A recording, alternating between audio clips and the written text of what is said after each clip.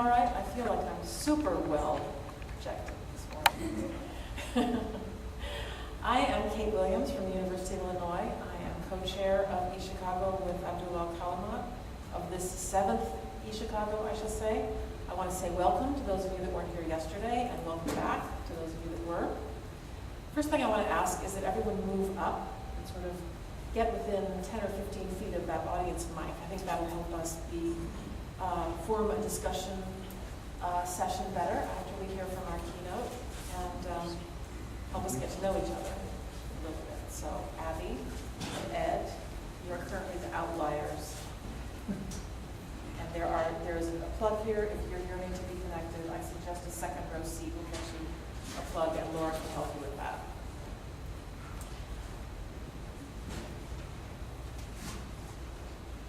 People in cyberspace this morning are already in the front row. I just wanted to remind you that we do have some people in cyberspace.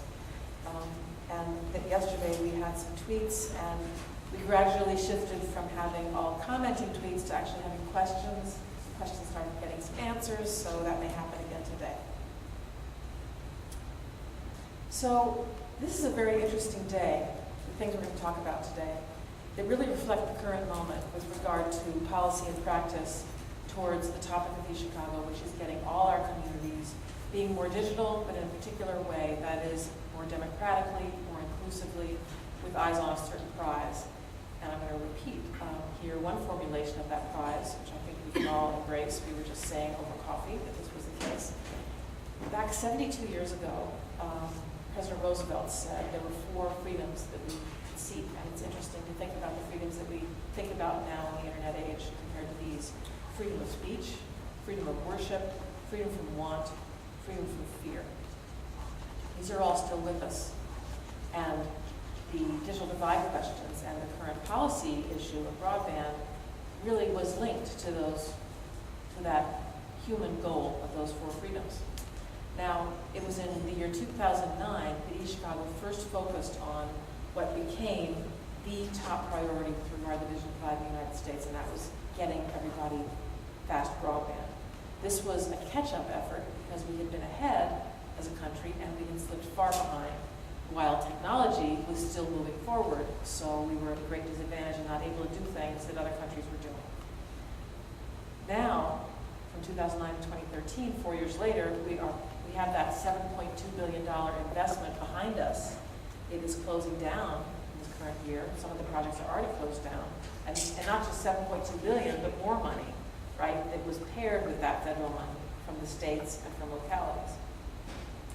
So what has been accomplished? What can we now do with this new infrastructure that's been built, or alongside of this new infrastructure that's been built, and maybe it's been deployed, maybe it's not? We're going to find out about that. So after our keynote, we have 2 tracks today. One of them is summation and forecasting from those people who are involved in, who have been studying as scholars, as researchers, the broadband rollout here in Illinois. The other track is folks who have invented, about the same time, I didn't look up the year that Local Wiki was invented, actually, but what year was it? 2004, okay. This new local community app, which caught on over the same time as the broadband rollout, caught on in Illinois and caught on all over, especially in the United States, but even abroad. And I'm talking about the local wiki. But before we go into these 2 tracks, which are here in this room and next door to the open room, we're going to hear from someone who's heavily involved in the transition from this immense dose of federal money to the beyond, to the future. Mark Ansboury has helped lead the state of Texas, which has for a long time been a community technology vanguard. People can think about Austin Freenet, but that's not the only project in Austin, in Texas. Then he helped build a unique regional community broadband project around Cleveland, so Northwest Ohio.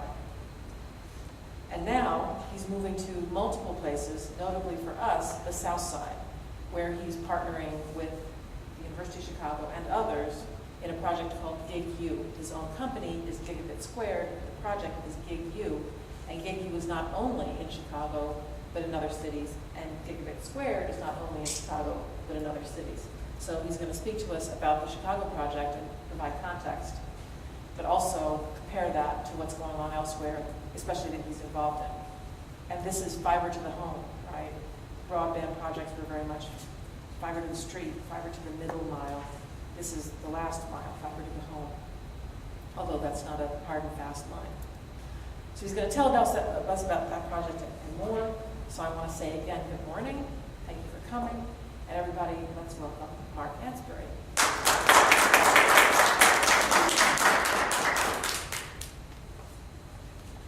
Thank you. Appreciate that. Well, it's a nice, cozy group, so we can have a conversation, I hope, as part of this process. I just won't speak to you. Hopefully we'll get a little interaction going and a little Q&A as we go through this.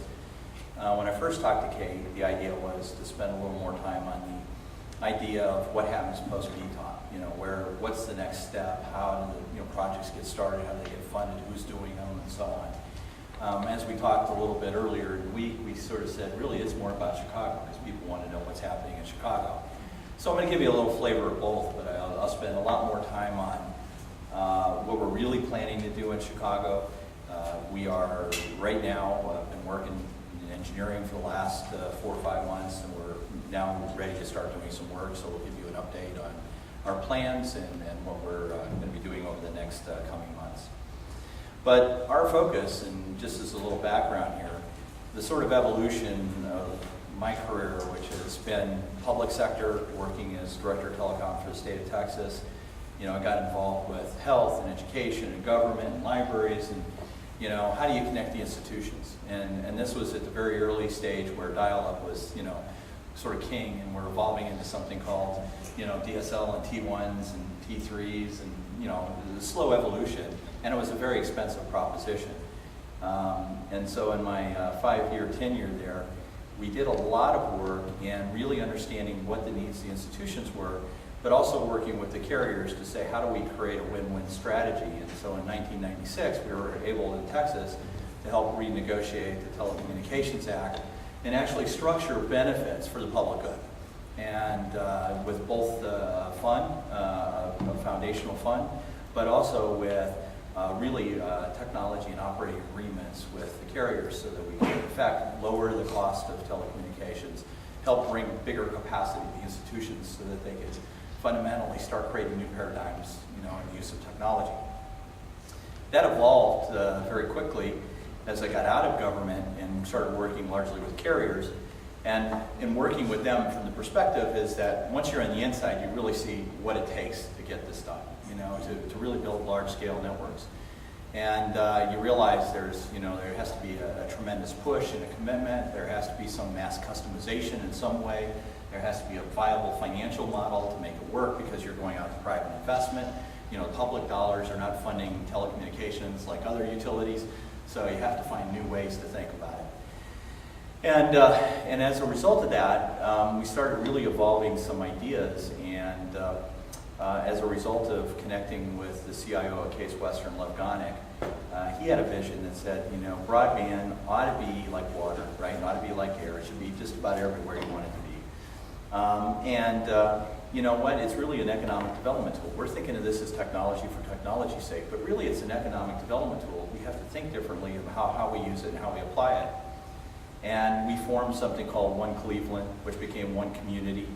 And over a 6-year period, we actually raised $150 million, built 1,700 route miles of fiber, connected 60% of healthcare, lots of the K through 12, lots of, you know, university, government offices.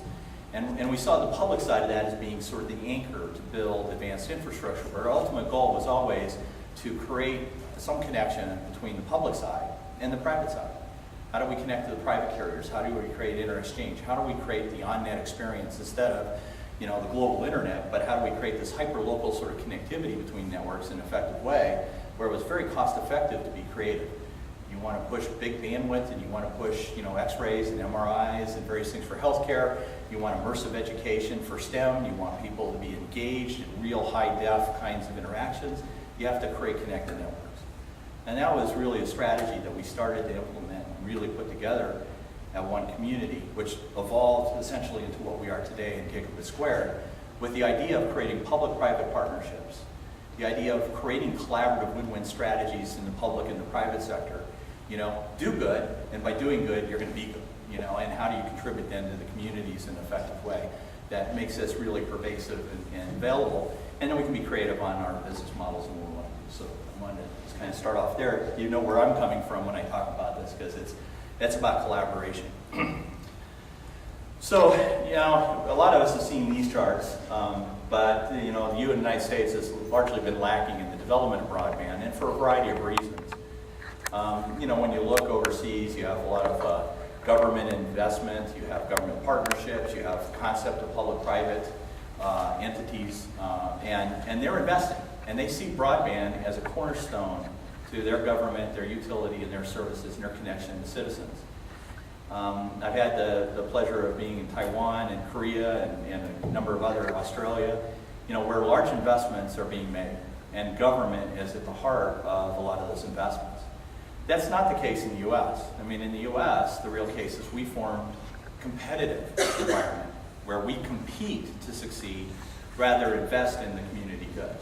And that creates significant barriers and significant challenges, because then we're always creating a walled garden around what we build. And instead of interconnecting them and creating really community-wide strategies, we're creating competitive gardens. And we're trying to say, okay, if you're in my garden, you can't go to the other garden. I'm going to close it off here. This is what you do. So what's happened then, in essence, is that you know, our competitive environment has really sort of said, we don't want this open access. We don't want interconnection. We want to keep our little walled garden in its little space. And so we're going to reinvest in that. We're going to grow that. But that means we're going to build a network based on return on investment. We're not building a network for community good. We're building a network for our investors. And when you build the network for your investors, then what are you looking to do? Well, you're looking to improve the bottom line. You know, your investors are looking, are you paying me a dividend? Is my stock price increasing? And when you build and build and build, at some point you've got to show returns. And so we're at a funny stage in the U.S. Blair Levin, who was chief of staff at the FCC and heads up GigU, has a little slide. I should have actually put it in here. Over the years, the cable companies have built, then the incumbents have built, the cable companies built, call it overbuilding. Everybody's overbuilding everybody else. And there was a point where the technology was changing so fast that you had to build new technology in order to be competitive. Well, the problem of 20, 25 years of overbuilding is at some point your investors say, hey, you know, when are you going to stop, and when are you going to start investing in what's really important? You know, us. You know, we want to see a return. We want to see value. And the telecom industry, just like every other industry, has gone in ups and downs because of markets and other situations. And 2001 was a horrible year for the telecom space. So you're looking at people, now they're looking at this industry and saying, well, you know, we don't want to experience that again. So we want to start seeing value in what we're doing and what we're investing in.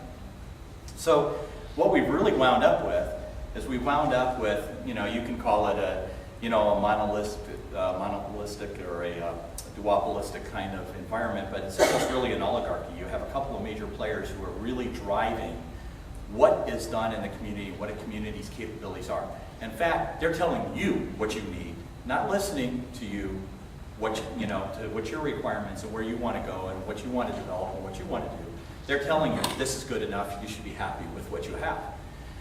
And that's not really where we are today. We're at a stage where the technology has grown, Moore's Law, and things are happening, and the internet bandwidth requirements are growing, you know, year over year. And so the increased demand, just from general utilization, is growing so fast that our current infrastructure and our current business models can't keep up, and they're somewhat broken in this. And this is where we run into the problem with the competitive environment today. And yet, at this same time, they're making huge profits. Now, I have no problem with anybody making a profit. Believe me, I'm a for-profit company. We want to make a profit. But, you know, what is realistic? What's, you know, what makes sense? You know, and that's, for us, it's a very different model when we look at this in a public-private. Yes, we want to make money, but we also want to reinvest in the things that are good for the community. So how do you create that sort of life balance between making a profit and doing good? And so that's the real challenge, and that's where the business models have to change. That's where it has to be structural changes, competitive changes, regulatory and policy changes, All that has to happen. So when we start talking about things like stimulus, a lot of money went out, but it went out into a broke economy. So what you have is lots of great network stuff, but the economy, the structure of the business hasn't changed, which means all the things we had hoped it would immediately do, hit a brick wall because it hits a walled garden. And the walled garden says, I don't need what you're doing. Now they might, and we see trickles and opportunities for collaboration, interconnection, but you don't see wholesale moves and changes in the industry. And in fact, you don't see wholesale as a real market in the industry. There are examples of some minor successes, but there are more examples of failures. Europe, you say, hey, great wholesale market, or Asia, great wholesale market. But yet, it's a public investment, it's a public partnership, it's a very different strategy. Over here, the idea is, let them fail, I'll buy them 10 cents on the dollar. Not a very good economic strategy. But yet, that's the model, and that's sort of the environment we're in from a political perspective.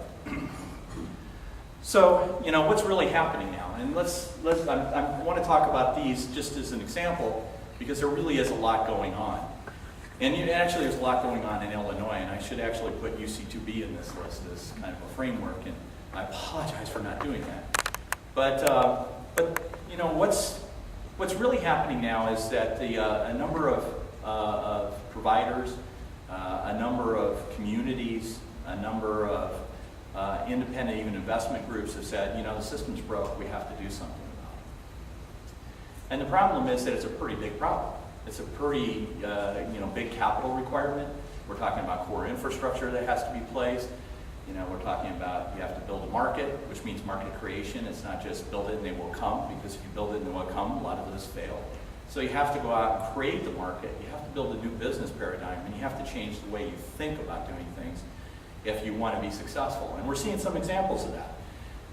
At one community, when we built that, we built it as a nonprofit, and we built a for-profit sub, and we built a community of interest around anchor tenants, but we also built a model in the for-profit about interconnection with carriers. How do you create then a shared use or shared infrastructure? How do you create an economic model that works? And it took us a long time. I mean, we really didn't start rolling on that until 3 and 4 years after we started the business. So it just doesn't happen. You have to develop it. You have to create the opportunity. And the problem with most incumbents and most cable companies, they don't think about creation. They're big battleships. They're screaming down their marketing business plan, and by the way, if they want to make a shift, it could take 5 years for them to make a shift in a philosophical direction. I actually worked with AT&T to help write their IP strategic plan back in the mid-90s. And it was funny, we went through and we're sitting with the board, we talked through, everything's hunky-dory, we're all happy, this is the direction we're going to go. Okay, now we're talking about the rollout strategy. Okay, the rollout strategy is, well, we have to train 35,000 people. We have to educate them on this thing that we're doing in this market. How long is that going to take? That's going to take us 3 years, just to train the people in the strategy and the direction that we want to really take. So even though you might have skunkworks and technology, you still have all that deployment and go-to-market and all the other things that are associated with building networks. And most people don't think through all that, but it takes a long time. So they're bigger companies, it takes them a lot longer. So the opportunity is for the nimble and the fleet of foot to be more creative and step in and do some interesting things. So you see that in the example of a number of fiber-to-home projects. You have Chattanooga, you have Lafayette. You see Google now has announced 3 different communities. They're not only doing Kansas, but they're doing Austin and Provo. So now you see a different model occurring. You see people taking advantage and control of their own destiny. You see big companies with big bankrolls like Google saying, okay, I can take on these communities and I can change the paradigm. And you have to ask the question, what's in it for them? Well, it's pretty clear. They're an app and content, and they in the back end, having good connectivity is extremely important to them. And they wanted to see a sea change. They want to see a fundamental shift in the way things are being done. So the only way we really found doing that is we can't affect it on a policy level. We have to go do it. And of course, the other thing you've got to be clear is they know how to make money, and they said we have to make money doing it. And so they built a model in doing that. But these are the examples. There aren't 100 examples. There aren't thousands of examples. There are really only a handful of what I will call real, sophisticated, well-funded, backed, kinds of organizations getting this done. which created a real challenge because, there's all this, what I call municipal demand. There's all this community rural demand. How do we get, rural connectivity? And those problems are very different, but very similar in nature in many ways. So how are we going to, build a framework to support that? So when you talk about post-stimulus, you talk about all the middle mile investment, you still have to have end organizations that have the ability to capitalize and build local infrastructure, build last mile capacity. They have to be able to build the community engagement strategies and the sales and the marketing. They have to do all those things. And a lot of those smaller providers that are out there don't have that real capability to scale, or they don't have the capital support to get it done. So the challenge is now we've built all this infrastructure, and there's need for more. That wasn't enough, by the way. But now we don't have the players that are at the edge ready to execute, the real strategy, take advantage of what's been built for them. So now we have a dilemma. How do we leverage what's there? How do we create new models for investment so that investors see the value of this kind of sea change, want to invest in growing and building networks? I mean, that's really what we're looking at. And what we're looking at in the middle here is right now the incumbents and the cable companies aren't doing it. And they're not going to do it for a while. Now, does it mean they will never do it? No. I mean, they'll step up. Eventually things have to change. They will make changes. But when you're talking about getting to tier 1, tier 2, tier 3, when's it going to come to your community? It could be 15, 20 years before it shows up in your back door. And that's the way the model works today. And unfortunately, that model's broke. So now you're seeing disruptive partners really invest and engage in developing new strategies. So I want to talk a little bit about our goal in this, and what we really see. But, we're not trying to build another carrier. So when we said we wanted to do Gigabit Squared, it wasn't about building another carrier, it was about changing the paradigm. How do we really fundamentally create a company that adapts to the market, that's flexible, that creates the services that people want, and doesn't have to do a whole forklift of change every time a new service is required? So we didn't want to have to go out there and build infrastructure and all of a sudden have to go pick it up 3 years later and go build it again. We wanted to build an infrastructure that had some longevity, some life, and some opportunity for growth, and then really could offer us an opportunity to provide a cost-effective model that could be real flexible to the applications and the demands of the community. Years ago it was a wiki. We had Mosaic and the web, and we had all these other things start driving content. Now we're into rich media, and we got the YouTubes of the world. Now we have Netflix and Hulu, and we can go down the list of all the different drivers. There are lots of them today. And we haven't even talked about the public sector drivers, things like telemedicine, distance learning, all the other things that are big, huge drivers in the space. So what we wanted to do, and having been in one community, having followed Google, we had some real early discussions with Google before they even announced their project, so we were kind of familiar with some of the things that they were doing. And then, got a chance to sort of keep in touch with Milo, who's actually running the program now. And so we talk once or twice a month, and we always have a little chat. And it's kind of interesting to hear their position. And we don't subscribe 100%, but a lot of what they're doing is really interesting. They really are pushing the envelope in a lot of ways in consumer use and product and institutional connections and services, capabilities, and creating affordable models to do so. So one of the other things that we said is, okay, if we're going to do this, we have to really create a demand model. So we have to create a strategy that allows us to really effectively get connected to the community quickly. This isn't about taking 5 years to develop a relationship. This is someone coming outside and saying, community, what do you want? Where do you want to go? How can we help you? How can we do this together? And create then the strategy for success. And one of the things we see right away is the community anchors are a big part of that, because your community anchors are your healthcare, your libraries, your schools, your institutional base. They're all talking to each other. They want to talk to each other, and they want to talk to the citizens. They're the ones that are connecting everybody in that local environment. And they're the logical partner if you want to create extended facility and affinity across institutions, business, and residents. So you have to, find the right sort of leverage there. And then, of course, just change the business model entirely. When we decided to do this, we said, we know what the cost to build networks are. Everybody knows what the cost to build networks are. Everybody's got secret sauce in a little way or another, but your cost to build is somewhere between here and here. And there's always a huge hurdle. And if you can't get over that huge hurdle, you can't even build a minimum network. So you've got to have at least, get past the hurdle cost, and then you get into, okay, is this, bronze, is this gold or platinum? How much am I spending to really, enhance the infrastructure?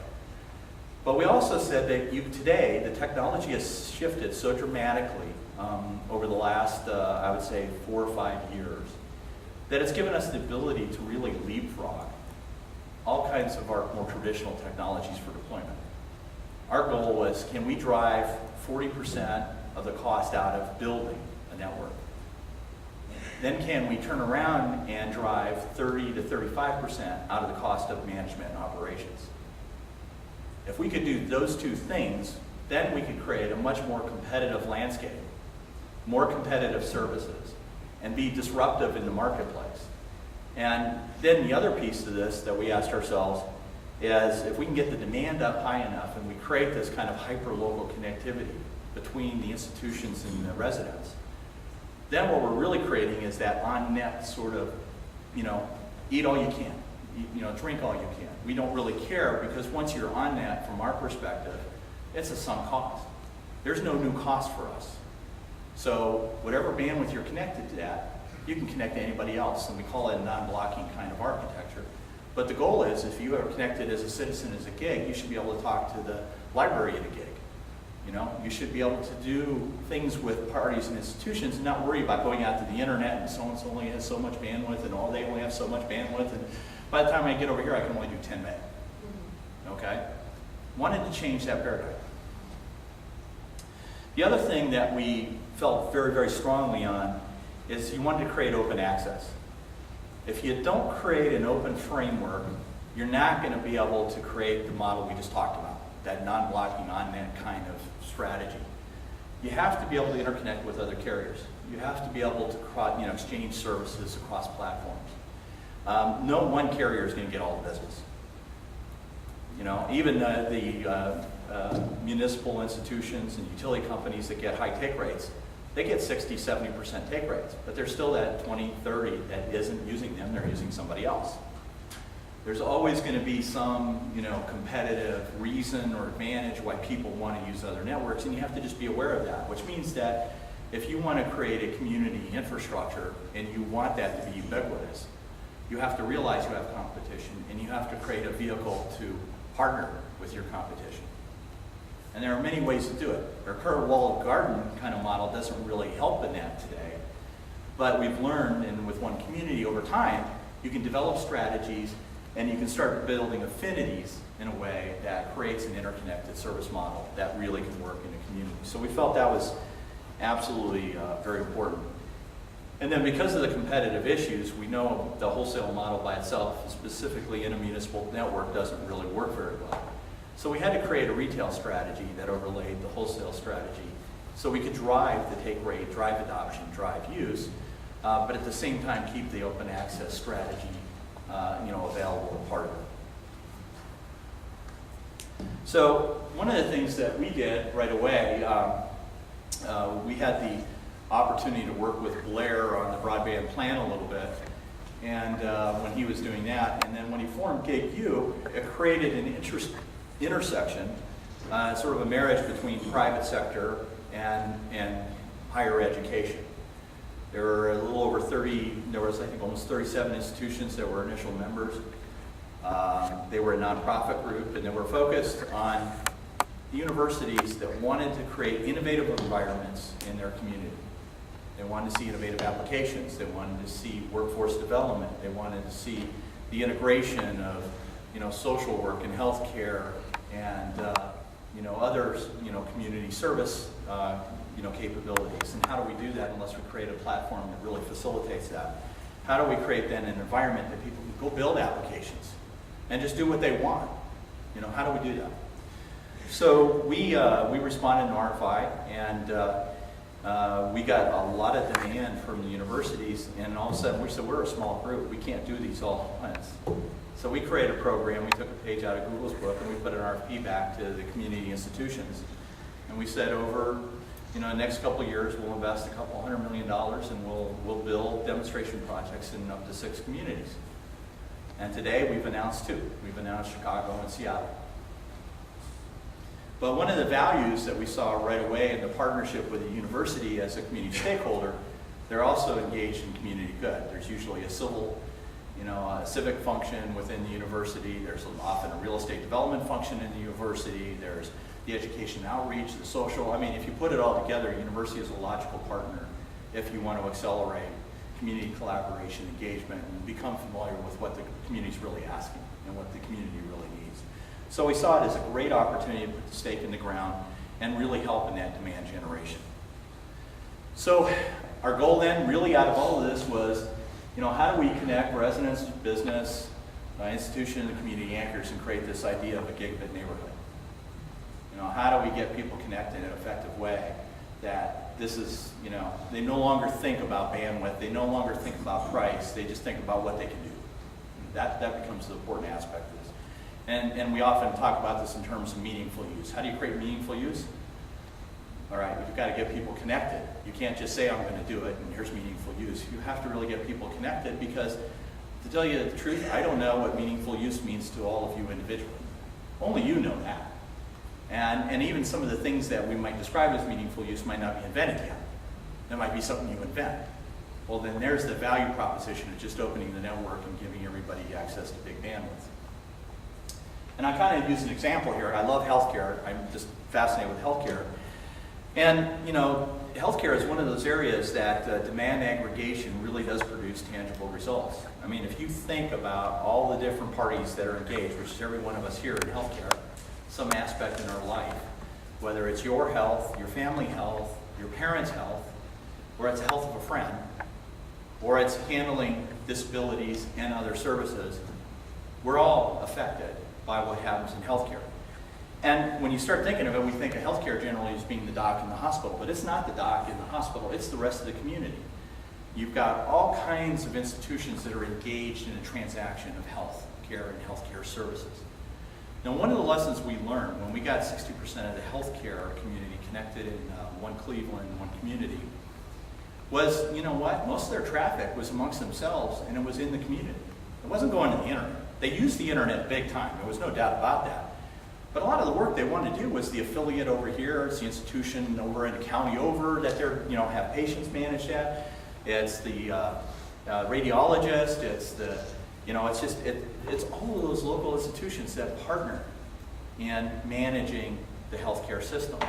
So we found that almost 60 to 70% of their traffic was what we called on net. It was local, which we thought fascinating, because, we talked about the idea of hyperlocal. What does it mean?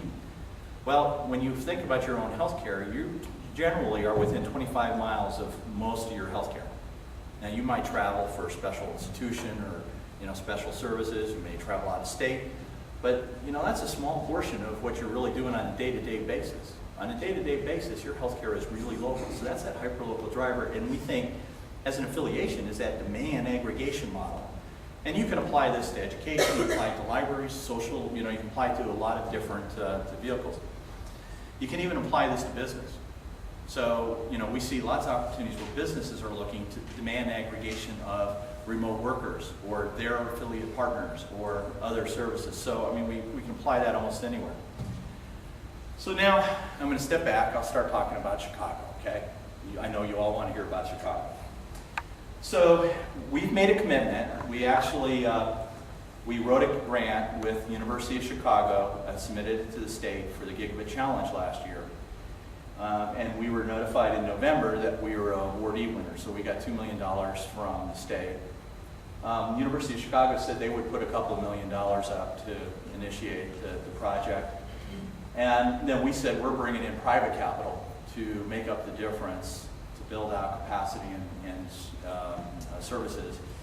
And when we started this, we started to look at 9 neighborhoods.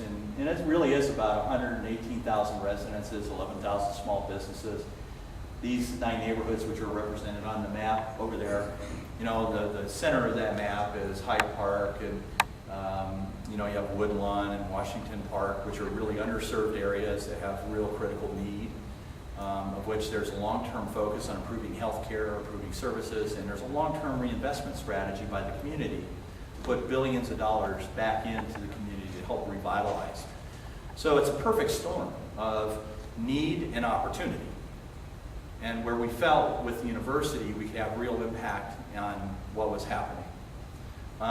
We're expanding north to Kenwood, we're expanding north to Oakwood. You know, we're taking a much bigger footprint here. But it's actually a relatively small area, which is nice. It's only about 4.5 miles by 3 miles at the width. But yet it's very dense, lots of MDUs, you know, apartments and condos and that sort of thing.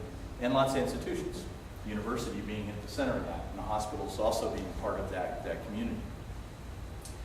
So our focus initially in this was to connect the CAIs, or the community anchored institutions, kind of following the BTOP language, but to help facilitate interconnectivity. And right away, once we said that, we had Cook County, we had numbers of parties said, we've been trying to do this for a while, we're trying to get it done. This is a perfect storm, let's interconnect. And we had customers before we even opened the doors.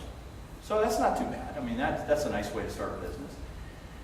What we also decided in this, and working with the university and with other communities, we felt that you can't just build a fiber network, you have to build a wireless network with fiber.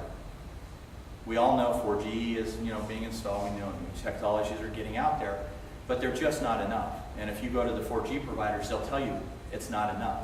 They're trying to offload some of their data services to Wi-Fi and other technologies because their networks just can't support the real demand, especially in a dense urban environment.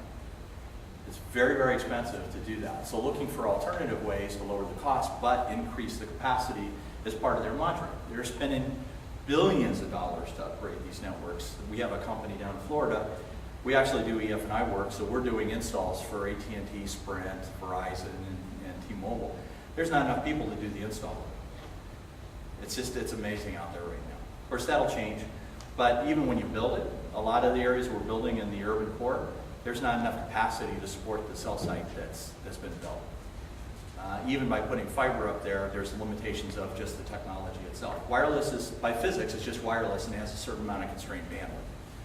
Fiber, not so much. You know, imagination with fiber. So we've finished up our core engineering. We have a design.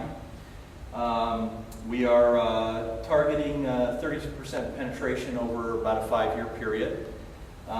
For us, what the model that we decided to build, where we reduced the cost of capital, we also reduced the cost of operations, was that we wanted to create a real low threshold, that low barrier for sustainability. And for us, we built that model where it's right around 12 to 15%, which is unheard of in our industry. So this is by building what we call asset-light kind of business. We get work with partners, we find institutional relationships, we outsource services. We create an economic model that allows us to actually scale up and scale down very easily, not be threatened by the large operational fixed costs which most carriers are burdened with. So that gives us a tremendous amount of adaptability in the market. Public funding helps. Clearly, we're leveraging lots of different avenues, not only institutional but new market tax credit, but you can't do this without private equity. If you don't bring private equity, you'll never get the scale. You'll never be able to get over the hurdle, nor will you really be able to build something that has that sustainability. And so we, basically said we had to bring capital to the table to make this work. And we created this whole of Chicago as a special purpose enterprise, which means it's its own company in Chicago. Chicago stands alone as an organization, supported by our operations and support, which is the larger company, Gigabit Square. And that way we can share costs, reduce cost, manage cost, in the network. So our fiber plant, I don't know if you can see all the different colors, but the blue line right down here is our core backbone, which goes right down MLK. And we were able to partner with a private partner who had excess conduit.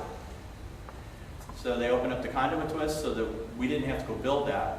Tremendous savings on our side. We reduced the cost of deployment. And it also accelerated our bill. We'll actually start building in May. So we're pretty excited about being able to find private partners to work with, as well as public partners. Some of the red, which you just may not see as part of the duct in the tunnel, the University of Chicago is contributing for us to have access for deployment of fiber in around the university. So we have a private partner and a public partner both contributing or making available assets. for what we'll call an economic return, and some of it more from an economic development perspective, because it has a social return. We get it if we do certain things. And so we're building that. We expect to start building our distribution plant in June and July. Early stage soft launch for some wireless infrastructure that we're going to be deploying this summer, late summer. We're going to be putting free Wi-Fi in the parks. So we've got Washington Park. There's a number of parks all around the university and in the communities, but they will have access to free Wi-Fi. And that is part of the contribution the University of Chicago helped make, because they wanted extended services for their students and their professors. They said, hey, if we fund this, we can get extended services, but this is a community good as well. So it created a great little collaboration. We said, and there's an economic model on top of this that we're bringing to the table. So we create a hybrid for, residential consumers and users and institutional consumers and users versus, public access, let's say in a park. So we're pretty excited about that. And then we expect to have a soft launch of our fiber services coming around August and September. And we're starting off with a couple of MDUs and various other things. So Kate tells me I got 5 minutes, so I'm going to fly through a bunch of stuff now, just to quickly. So this is our wireless cloud that we're building across 4 neighborhoods right now. This will be Hyde Park, Kenwood, Washington Park, and Woodlawn. Same kind of time frame that I just described. We should have the cloud filled out in the fall. We'll continue to add to that, but that's where we're starting. And just to show you, there's a real schedule behind this. There's stuff that has to get done. There's some stuff that we're ahead on, some stuff we're behind on, but we're pretty much on track to do what we committed to do in our grant request, which is to get 2,500 users connected by 1st of November. Now we're doing that through a lot of demand aggregation partnerships, which really helped, and so we're excited that is all there. So I want to fly through real quick what I call the demand drivers, because I think it's important to understand why do we think gig is important. And there's an evolution in video, there's an evolution on big data, virtualization, so that's going to be important to us. But let me start very simply. There's a changing pattern of technology adoption. It used to be universities, finance, enterprise, and service providers. Those were the guys that really ate bandwidth. Those are the guys that drove the demand. The dynamics of that, though, has really shifted. Today, with all the consumer products, the versatility of access, and what we call today bring your own device kind of models, the consumer now is becoming a very large driver in the use of capacity and bandwidth. So that's a very disruptive force, because quite frankly, the carriers aren't used to what we'll call device-driven networks. They get the idea of a cell phone connected to my network and now your iPad, but they really don't get the real impact of all this, which is, it's not just the iPad and it's not just the phone, it's your games, it's your refrigerators, it's your environmentals, it's your healthcare sensors and devices, it's everything. It's a big world out there. The Internet of Things is pretty large, and it's growing, almost like rhythmically right now in the sense of demand and capacity. So that's one of the big trends. It's just proliferation of consumer devices. The other is what we'll call today cloud service or virtualization. Whether it's for the individual in your home, whether it's for the business, whether it's for the institution, big driver in capacity and aggregating applications and big bandwidth services. We should put up there Netflix and all the other guys, because they're driving big demand right now. Big data. And what we don't really realize, we never had the opportunity to have big data out there on a network in the way we can today. So when you start thinking things like imaging radars, and you start thinking weather mapping, and you start thinking environmentals and machine environmentals, where you have a manufacturing plant that's monitoring their machine, their performance, their temperature, their, all the different sensors and things that happen, as well as we just call it, healthcare is huge adopter of big data, and just the office. Businesses today require massive amounts of data to run their business, and so big data has become a very big driver. The fourth trend that I think we all are kind of aware of, but it's coming faster than you can imagine, is the idea of high definition video. Because we think of it today as we went from standard definition to your high def, so you got that 1080, you're all excited, great. Right now there's 4K right behind that. 4K is coming. 4K is ultra high def. Right behind that is 8K. 8K is big high def. You're talking about pushing the video stream bandwidths from today, which are 5 and 6 megs, Google's now pushing 20 megs on average per stream, just for 1080p, so you get a higher quality sort of image and picture.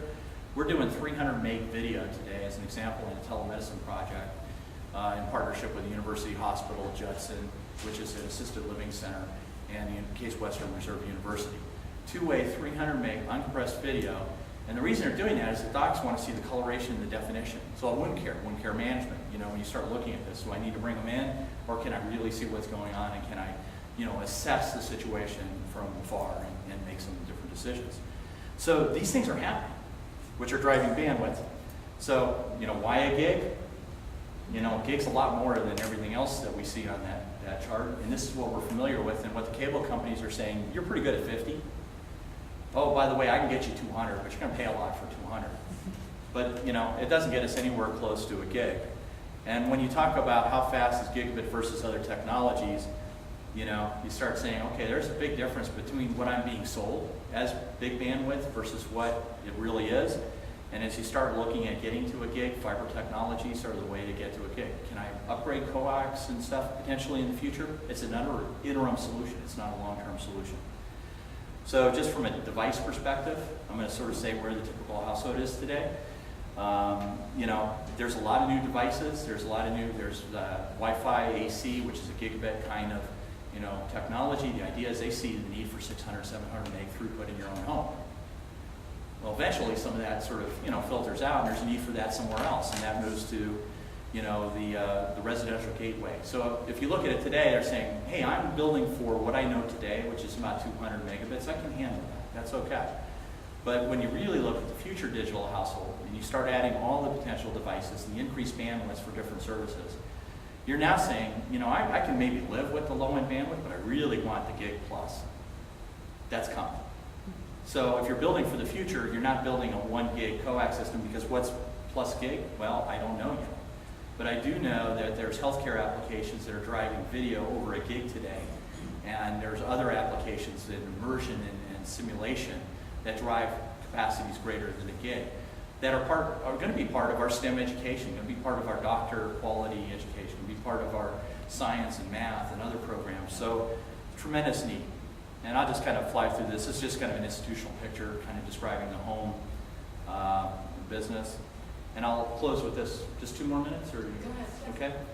Is we're using a real, what we call disruptive. It's been around, but it hasn't been effectively deployed the way we are.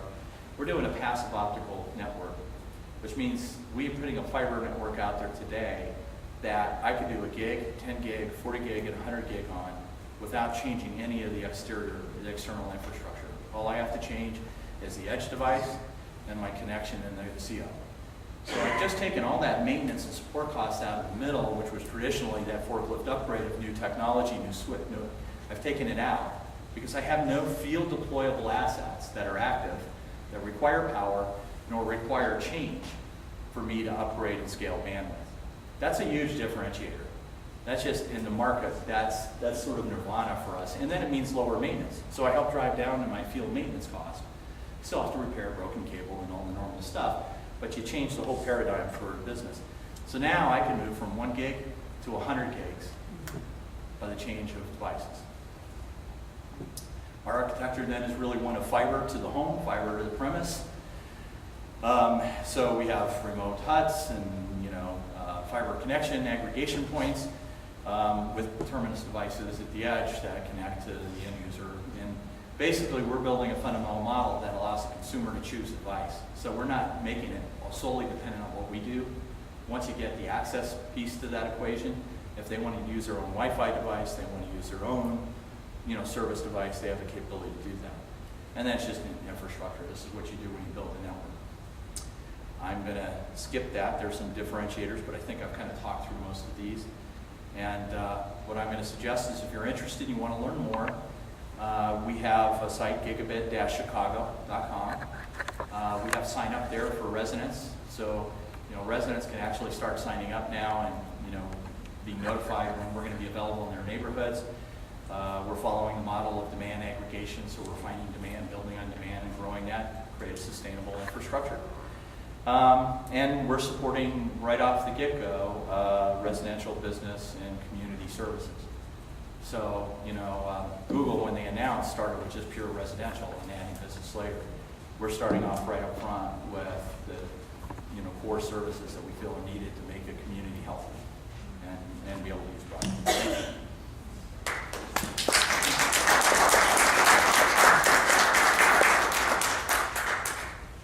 Thank you so much.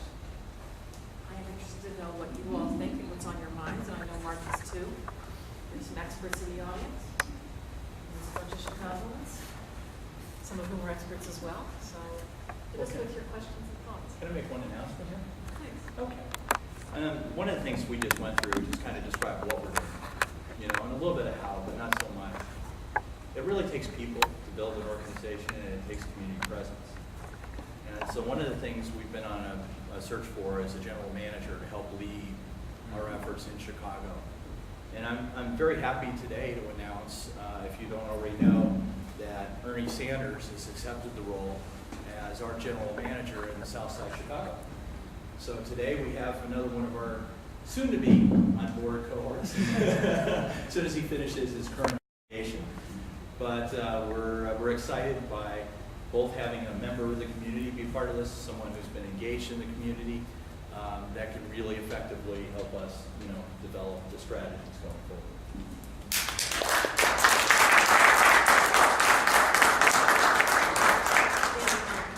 In Champaign, Urbana, we talk about the yellow zone. That was the part of Champaign, Urbana where fiber to the home was built. So the question is, do you live in the yellow zone? Do you live in the zone that's going to get this? I live in South Shore, which is one of the 9. But just to start with, how much is it going to cost? More than I'm willing to tell you. Building capital infrastructure is an expensive proposition. And all I will tell you is if we had 100% adoption, 100%, in the 9 neighborhoods, it would cost us close to $90 million. Just because of Chicago construction strategy. So it's not a cheap, this is not for the faint of heart. Actually, I was asking how much does it cost when you... Oh, you ready? Oh, okay. Well, another question I won't explicitly answer yet because we're still working through it. But I will say that we're going to be extremely affordable and competitive, that we'll have a low barrier to entry for underserved community to have access, but we're also looking at what's going on nationally. So if you look at the Googles of the world and some of the other ones, you're seeing really cost-effective gigabit access at around 70 to 100 bucks kind of range. We expect to be in the same, we're not announcing our price yet, but we expect to be in the same ballpark. And I would describe that as a gigabit best effort for the internet, but a non-block gig always on net. So from a perspective of when you think of a network always on, if you're on net communicating to anybody on the network, you'll have a gig. If you communicate off net to the internet, there's a different set of costs and structure, so it's best effort, or it's a tiered price if you're a commercial entity really consuming the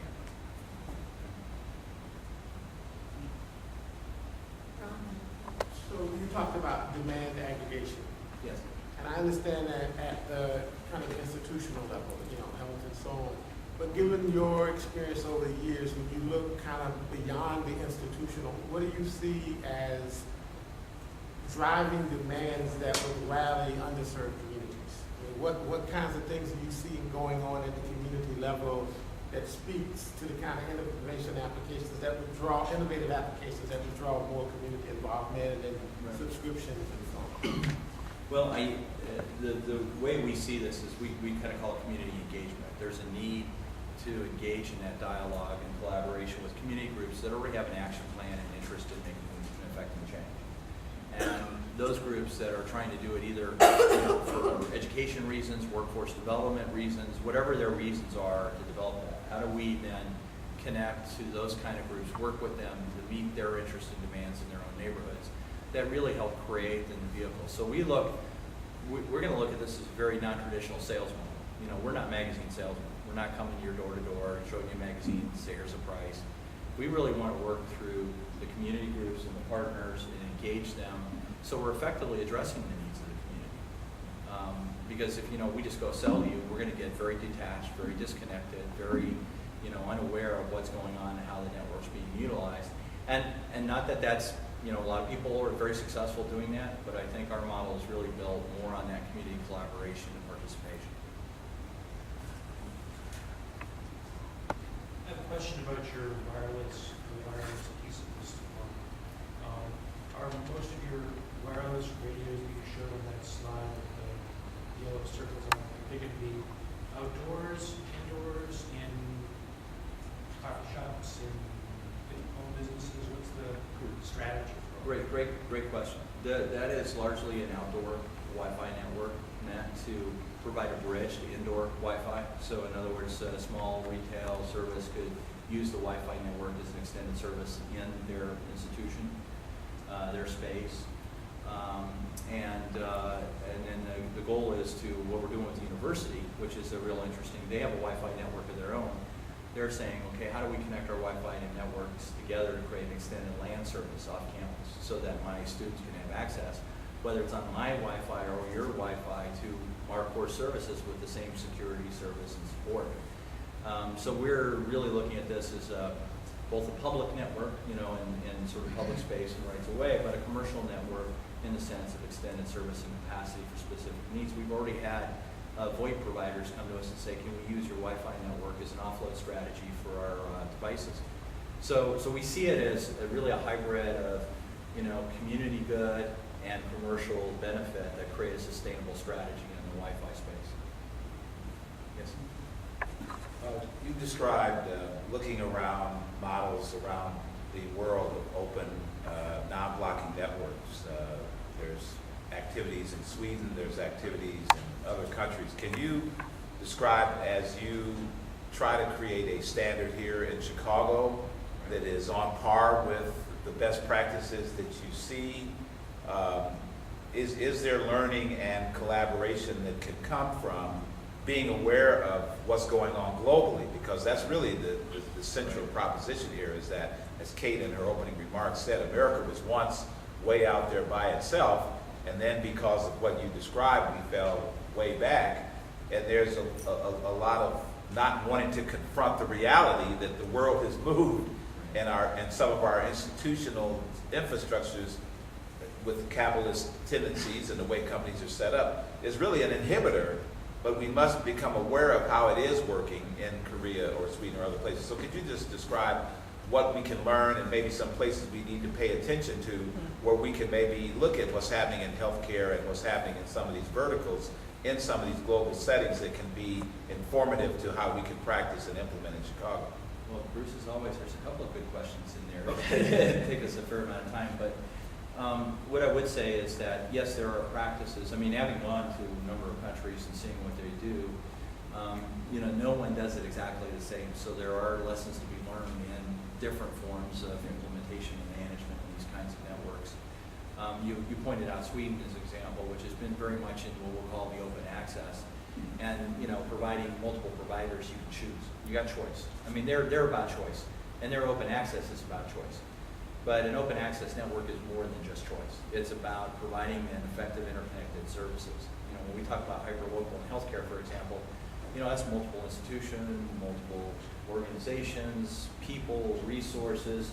It's a different kind of thinking and strategy about open access that I think we have to address if we want to create a really effective interconnected community or neighborhood that can leverage that for the benefit of all, in the community. So I do think, yes, we can benefit from learning from what other communities have done. Sweden, we've talked a lot with the folks in Sweden about what they're doing. We spent a lot of time in Korea and in Taiwan. We've talked a lot to the folks down South America. I mean, there's a lot of different things kind of brewing and emerging. And we think it's always good for the kind of thing that we're doing is to pay attention, because we don't have all the answers. So the more we can learn from other people and apply, and having now a real network that applies is important. One other piece I'm just going to say relative to your question is, you said non-blocking. So I'm going to say very emphatically, most networks are not non-blocking. They are built, oversubscribed, and they're built to a funnel. And even most of the technologies today, GPON, EPON, and all those, are built with constraints. So the model that we're building in this passive optical to what we'll call a non-blocking switching framework really is the first of its kind in a fiber to the home strategy. We have no bandwidth constraints on net. We have bandwidth constraints off net, as you always would, but it means that from a community perspective, you can create a really adaptive way, you don't care. You just do what you can as far as application development, as far as utilization. The sky's the limit, and it's limited to the port size that's at the edge where you're at, not in the network itself. So that's kind of a big sea change in the way you think about fiber to the home and community networks. We think we're the first in the country. Even Google is moving in that direction, but they're not quite there yet.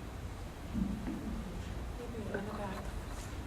You mentioned about there was a need of people to build an infrastructure, so there was a lack of people dedicated to building that infrastructure. How are you going to address that issue when you bring this technology to the community in terms of creating jobs locally for people?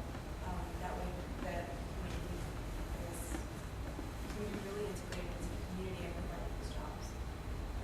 Again, another great question. Thanks for asking that, because I didn't address that in my discussion.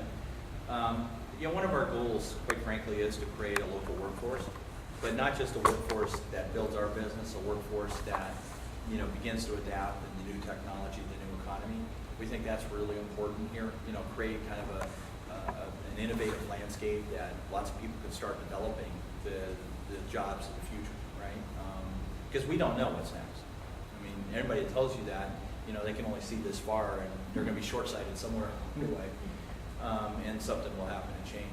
So we're starting off, and Ernie's an example. We're hiring local here. We will be hiring more local here. We want to get a GM in first and then start building. And actually, the nice thing about Chicago, University of Illinois, University of Chicago, it's a great academic landscape for us and a great hiring pool. So, it creates some really nice opportunities. We will be building our workforce, hiring over the summer here. The contractors that we're using are local. So we are, investing in the local economy, investing in the local businesses, going to be building the local workforce, and we hope to collaborate with the University of Illinois as well as Chicago and the other institutions that are in this city to create programs that really do create that sort of adaptive, create flexible learning kind of environment that create an ability to program and develop new applications and services. Real just a petri dish of opportunity and capability. So we're going to be hiring locally, and you'll see a lot of job announcements, and Ernie's going to be looking for some good help. Yes? In terms of geographic area, in terms of size, what would be your biggest project in the U.S.? And then how do you get that big project and compare it to one of your the smallest countries, say Sweden or Korea, in terms of size or mileage of cable? Yeah. How do they compare? So when we did One Cleveland, One Community, we covered 22 counties, 4.5 million population. Pretty significant size and scope. Now, we weren't going deep in business and residential, but we were broad in scope as far as like institutional participation and engagement. Right now in Chicago and Seattle, we have what we'll call demonstration projects. It doesn't mean we're stopping there. That's just where we're starting. And I will say that, it's been interesting since, we've been announcing and doing this, and Google's been announcing and doing this. We're the two big players out there that have said this is what we're doing and this is what we're investing in. Investors have flocked to say, hey, where are you at? What can we do? And how can we, help you scale? So we're pretty excited about where we're at. We have to first get these projects. These are the first two, Chicago and Seattle. We have to get them started. We have to get them up and running. That's why we're really pushing hard to get Chicago up by the fall and the winter, so that we and realize in doing this, when Google announced what they were doing, after they announced, it took them almost 2 years to really push forward the agenda. We're trying to do this in a compressed time frame in less than a year.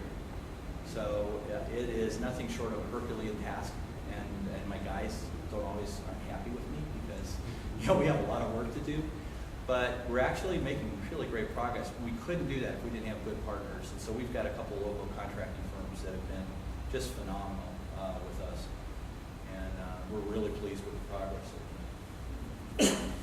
We need to, before we end, we have one more question, and then we'll coffee break, and then we'll be back here. Yeah, can't let this end without asking this question. When are you going to announce the next cities that you're going to be working with? You would ask that, wouldn't you? We are in discussions with a couple other cities as we speak. and I think you know one of them. It's been in the paper, so it's, it's public knowledge. That one is a competitive one, so, we're looking to, walk through a gauntlet and evaluation and see where it winds up at the end of the day. We have a couple of competitive proposals in front of other communities that we're looking at.